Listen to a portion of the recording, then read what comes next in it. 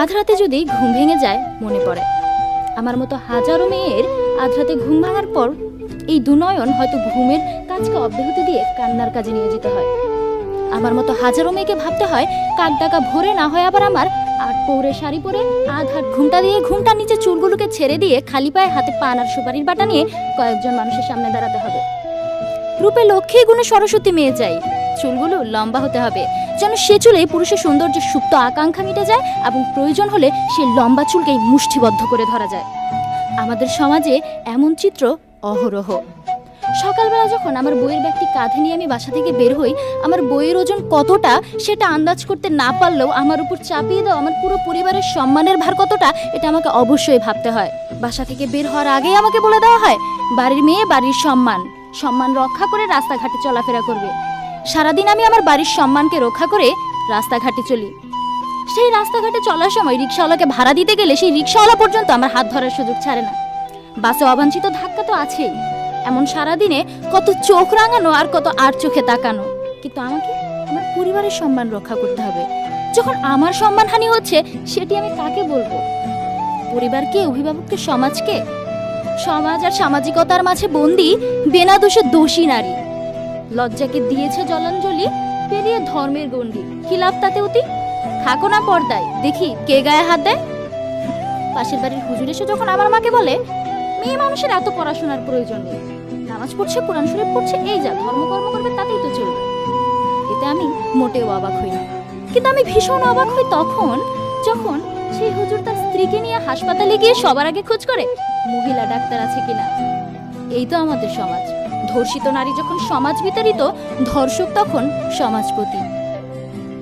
গর্বিণী, আবেগী আর স্বাধীন চেতা তিনটি বিশেষণই বাঙালি নারীর ক্ষেত্রে মানানসই। আবেগ যেমন তাদের দ্রুত স্পর্শ করে, স্বাধীনতার প্রশ্নে তারা অনড়। নিজের সত্তাকে নিয়ে তার অহংকার আছে বটে, সঙ্গে আছে তার দৃঢ় ধৈর্য। আর তার থেকেও বেশি ধৈর্য ধারণ করে আমাদের পুরুষতান্ত্রিক সমাজ ব্যবস্থা। আমাদের চারপাশে এতগুলো দৃশ্যমান আর অদৃশ্যমান নায়ের দেওয়াল তৈরি করে দেয়। কোনোটিকে আমি ভাঙছি, কোনোটিকে আমি গুড়িয়ে যাচ্ছি, কোনোটিকে আমি এড়িয়ে যাচ্ছি, আর ক্লান্ত অবিশ্রান্ত হয়ে কোনোটির সামনে গিয়ে আমি হেরে যাচ্ছি।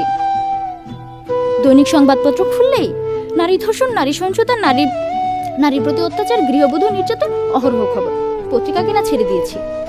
আমার ঘরে বাবা কোনো মেয়ে নেই, দুটো ছেলেই আমার এসব চিন্তা ভেবে করে কাজ নেই।